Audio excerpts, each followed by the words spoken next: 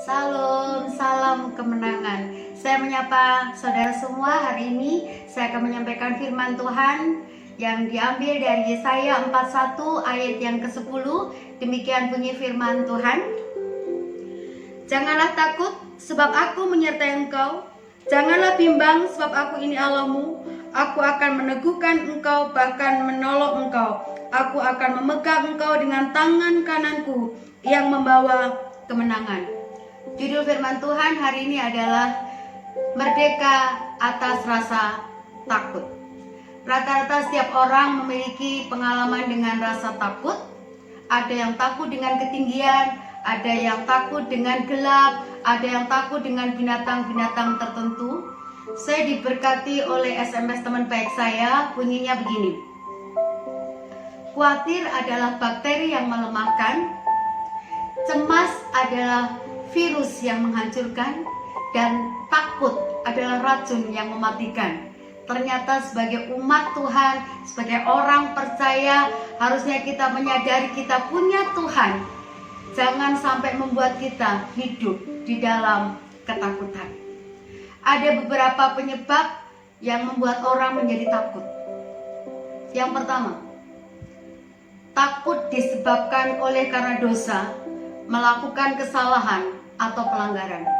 Kejadian 3:9-10.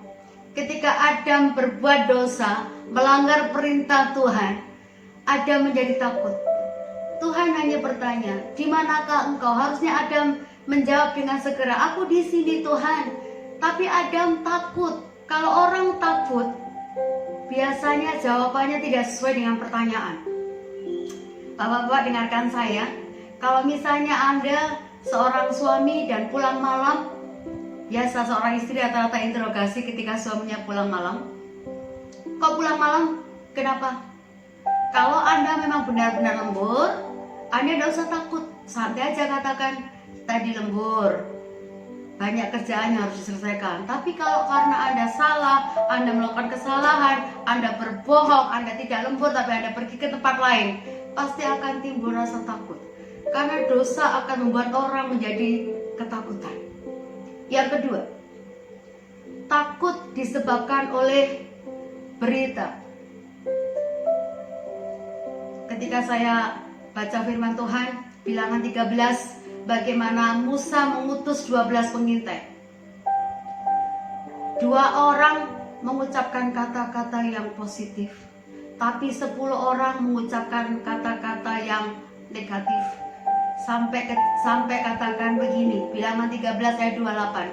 10 pengintai itu mengatakan begini, memberikan kabar busuk dan katakan begini, betul sih, memang Kanaan itu negeri yang indah, berlimpah susu dan madu, tapi di sana ada suku raksasa yang namanya Enak. Suku Enak itu tinggi besar, kami ini seperti belalang. Mereka tinggi besar, ibaratnya kalau kita dipegang sama suku Enak, kita akan remuk seperti kerupuk.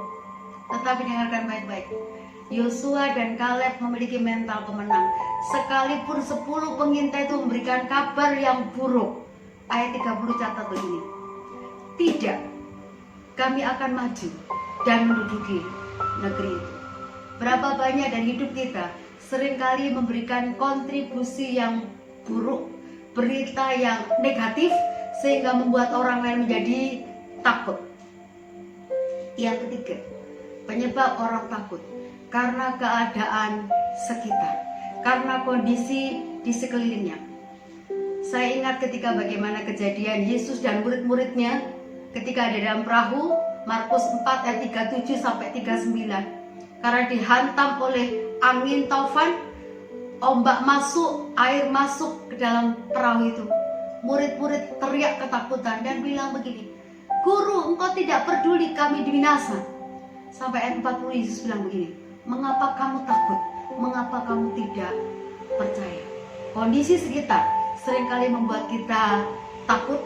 Kondisi sekitar seringkali membuat kita khawatir.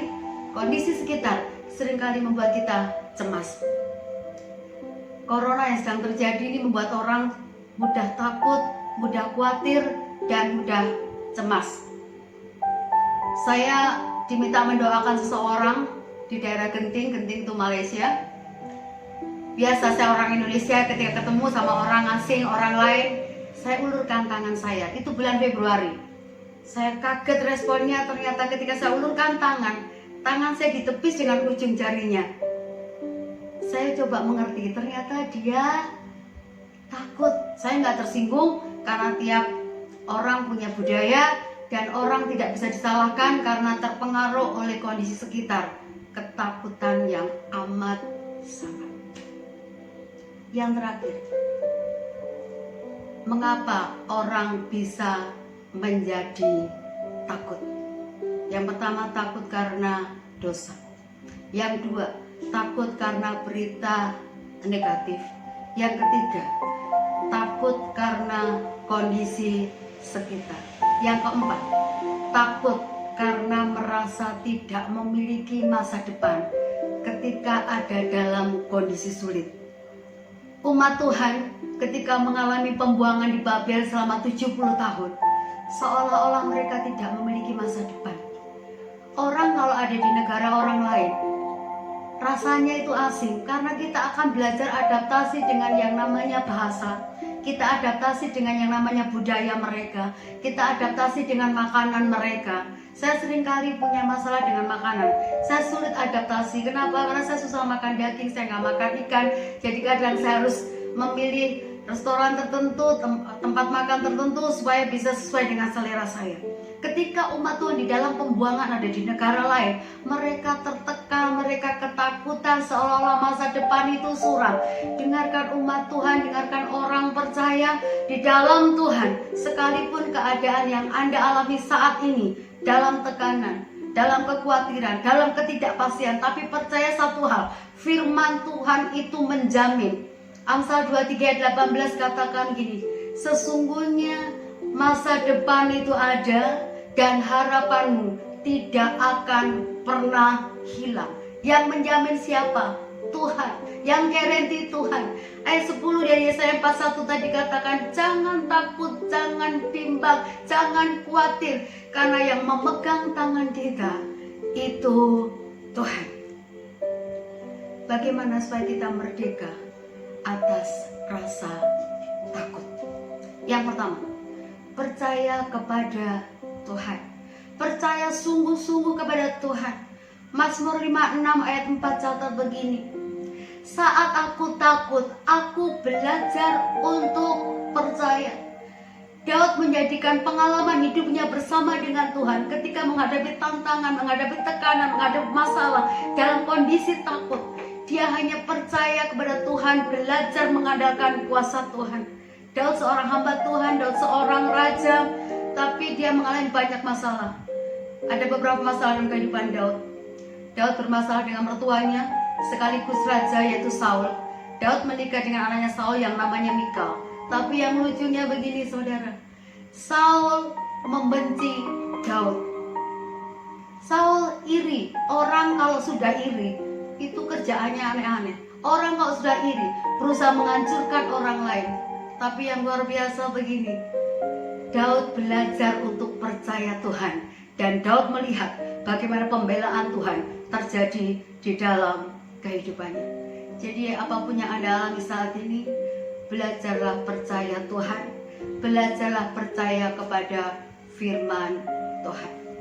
Yang kedua, bagaimana kita bisa merdeka atas rasa takut? Yang kedua, belajar berserah penuh kepada Tuhan. Kalau kita berserah sama Tuhan, Tuhan turun tangan. Ketika kita mengangkat tangan, Tuhan yang beracara, Tuhan yang bekerja.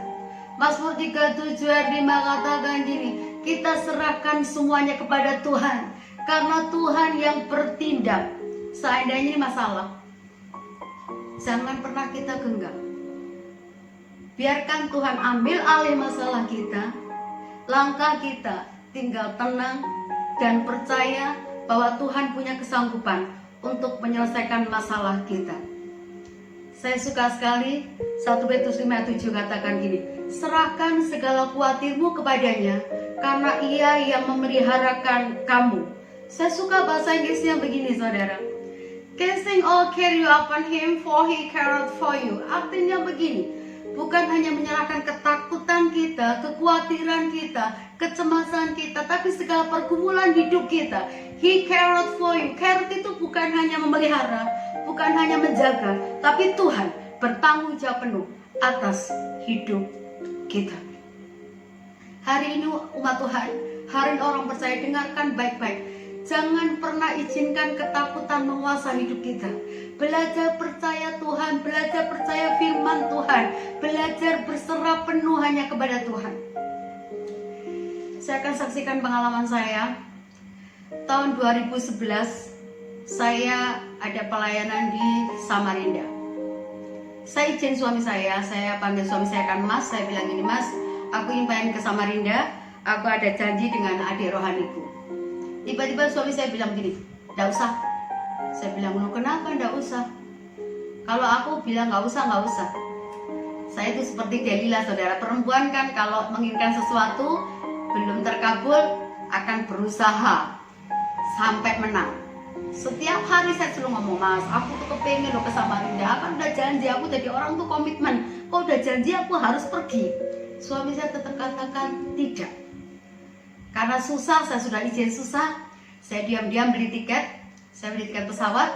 Setelah saya beli tiket pesawat, saya tunjukkan suami saya, "Mas, aku udah beli tiket pesawat." Dia kaget, "Loh kok gitu?" "Kan gak enak, aku sudah janji." Akhirnya dengan setengah hati suami saya bilang gini, "Ya sudah, kalau kamu ngotot mau pergi ya silakan," katanya gitu. Sebelum melepas saya ke bandara, suami saya bilang begini, saudara, "Ya sudah, hati-hati, Tuhan menyertai." Tapi sebelum melepas saya pergi, dia bilang begini, kalau manggil saya kan Dek Dewi, kalau kecelakaan di darat itu 50% selamat karena banyak yang nolong. Tapi kalau ada kecelakaan di laut 25% selamat, yang penting bisa nyangkut kayu, itu selamat. Tapi kalau di udara nunggu mujizat. Saya bilang, "Ini jangan bicara gitu, aku mau pergi jauh." Terus dia doakan saya. Sudah. Perjalanan dari Jakarta Balikpapan itu 2 jam, lanjut ke Samarinda itu 3 jam lebih. Saya suka cerita kembali karena saya ketemu adik rohani saya dan saya pelayanan di beberapa tempat. Hampir seminggu saya ada di Samarinda. Hari Senin saya bilang suami saya begini, "Mas, semua sudah selesai." Kata suami saya, "Gimana?" "Aman, semua selesai dengan baik." "Kapan pulang?" Saya bilang, "Rebo saya pulang." Selasa saya jalan-jalan menikmati keindahan kota Samarinda. Rabu pagi pulang, saya naik pesawat jam 9 pagi. Penerbangan aman, cuaca baik sekali, saudara. Baru 30 menit ketika ada di ketinggian berapa ribu kaki, itu tiba-tiba hujan. Hujannya itu deras sekali. Saudara tahu kalau kita punya pengalaman naik pesawat yang pesawatnya kecil, ketika hujan deras, apalagi ada halilintar, itu goncangannya terasa. Ketika ada halilintar, orang Jawa bilang geledek, saudara. Pesawat bisa dedak gitu. Ternyata begini, pesawat itu ketika hujan deras begini, pramugari cuma bilang begini, "Harap tenang dan kencangkan sabuk pengaman." Sudah, saudara, saya tenang-tenangin diri saya. Saya pikir pasti semuanya cepat selesai. Ternyata hujannya cukup lama dan cuaca buruk terjadi ketika kami semua ada di atas pesawat. Tiba-tiba ketika geledak, pesawat goyang lagi. Saudara tahu, tiba-tiba kondisi seperti itu, saya ingat kata-kata suami saya, "Dek, kalau kecelakaan di darat 50% selamat, yang penting ada yang nolong. Kalau di laut 25%, yang penting nyangkut di kayu. Tapi kok di atas nunggu mujizat." Saudara tahu, saya ini wanita loh, saudara. Ada rasa takut, ada rasa khawatir. Saya nangis di atas pesawat itu. Saya cuma bilang begini, "Mas, maafin saya ya, posisi pesawat masih begini." Saya bilang, "Mas, maafin saya, aku nggak nurut sama kamu, pesawat seperti ini." Saya ingat wajah anak-anak saya waktu itu, anak saya masih SD. Saya ingat ketika wajah anak saya cuma bilang gini, "Anak-anak, maafin mama ya, mama nekat berangkat ke Samarinda walaupun tanpa restu papa." Tiba-tiba ada keberanian dalam diri saya, saudara. Saya nggak mungkin harus dikuasai rasa takut. Posisi bangku saya dekat lorong. Saya lepas sabuk pengaman saya. Saya di tengah-tengah lorong itu saya berdiri. Posisi pesawat masih begini, sampai mual rasanya. Di Di atas pesawat itu saya angkat tangan saya dan saya bilang begini, Tuhan Yesus, 2000 tahun lalu Engkau meredakan badai Tuhan. Aku minta kuasa-Mu bekerja di dalam nama Yesus. Pesawat ini tenang dalam waktu 5 menit dengan caranya Tuhan. Aku percaya kuasa-Mu, amin. Saya kembali duduk, air mata saya mengalir saudara. Saya pasang sabuk pengaman kembali. Pramugari itu datang kepada saya dan bilang begini, Ibu, apa yang Anda lakukan membahayakan. Saya bilang, saya minta maaf, tapi saya berdoa minta kepada Tuhan supaya pesawat ini dan seluruh penumpang selamat. Pramugarinya diam, saya diam. Saudara tahu, kuasa Tuhan mulai bekerja. Pesawat yang tadinya begini, 4 menit, 3 menit, 2 menit, 1 menit pesawat tenang kembali. Tepat seperti apa yang saya minta kepada Tuhan. Firman Tuhan jamin begini, Yesaya 55:11. Setiap firman yang keluar dari mulut Allah tidak akan kembali dengan sia-sia. Dia akan melaksanakan apa yang dikehendaki. Ketika saya percaya firman, ketika saya percaya kuasa Tuhan, saya diselamatkan. Dan sejak peristiwa itu, saya belajar untuk taat dengan apa yang suami saya inginkan. Sejak peristiwa itu, suami saya ambil alih schedule saya. Jadi suami saya yang atur saya boleh pergi di rumah, pergi, dia yang atur sampai hari ini. Biarkan pengalaman ini menjadikan kita untuk belajar taat bukan hanya kepada Tuhan, tapi taat juga kepada pasangan hidup kita. Dan belajar berani percaya kepada firman Tuhan. Jangan takut, percaya saja, karena Tuhan selalu menolong kita dan membawa kita kepada kemenangannya. Tuhan Yesus memberkati. Salam.